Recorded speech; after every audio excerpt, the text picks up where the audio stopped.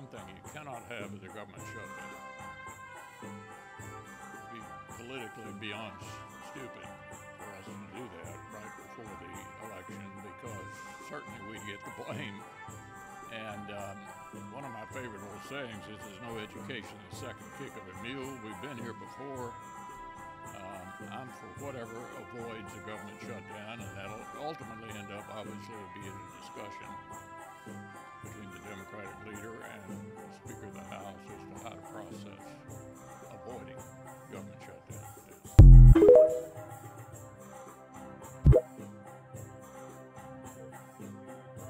Today we're going to have another show vote Senate, and I would remind everybody here that the outcome of that show vote is not going to be any different than it was when we had this same vote 3 months ago.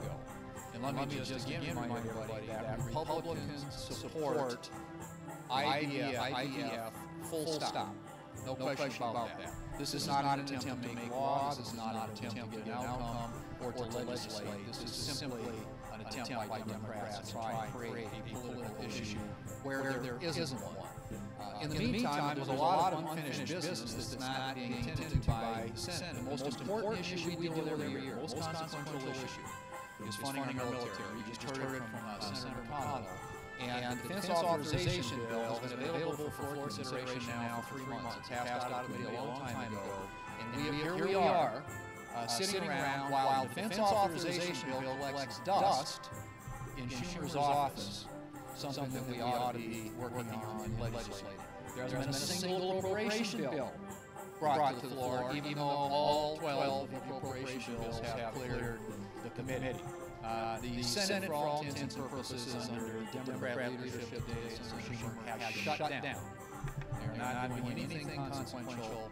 They're simply just riding it out, hoping that they won't have to cast any hard votes before the November elections.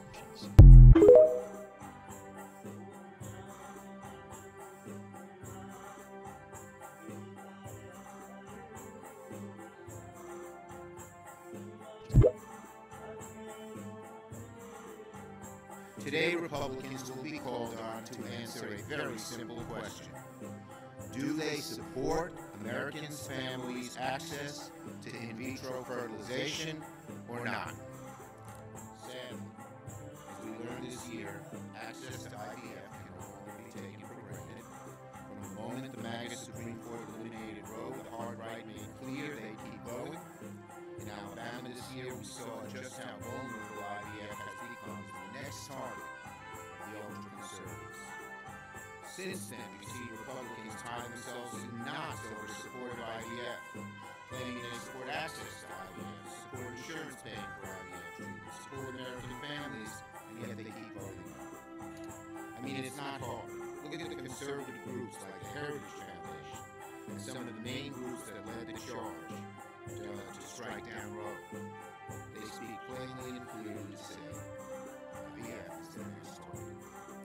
These are groups Republicans listen to, who sets their agenda. These are the groups that want to insert government into IVF decisions and tell a woman, their doctor, what she can and cannot do when it comes to IVF. And that's why today the Senate will vote again on the Right to IVF Act. It's time for Republicans to live up to their words. It's time to vote. Republicans can claim they're pro-family, but there's nothing more pro-family than IVF. Our bill makes IVF a basic right for all. It assures insurance companies cover IVF, making it more accessible for millions more Americans to expand their families, something their own presidential nominee, their self-proclaimed leader on fertilization, agrees. So let's give the Republican senators another chance. Apparently, some of the Republican colleagues have forgotten about this vote 3 months ago. The senator from Oklahoma recently claimed there's never been a vote taken on protecting access to IVF. That's astounding. Vital protection for families nationwide that can't even remember it. Well, today we're going to jog their memories. It was astounding to watch them claim, of course they support families, of course they support IVF. Just not enough to actually vote to protect it. So today our Republican colleagues will get a second chance to either stand with American families struggling with infertility or stand with Project 2020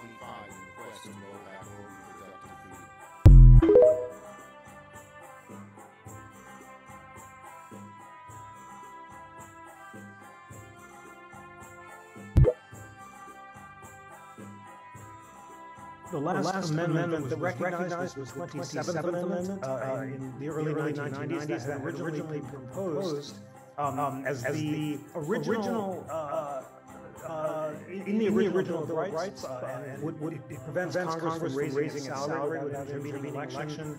It was ratified by some states and then lay dormant, and then a student, Gregory Watson, discovered the amendment, suggested in a term paper that if a few more states ratified it, become valid. He failed his paper because his teacher thought the idea was outlandish, and then he had a national movement. The amendment was recognized by the archivists, and I think the grade was changed. So that's an amazing story.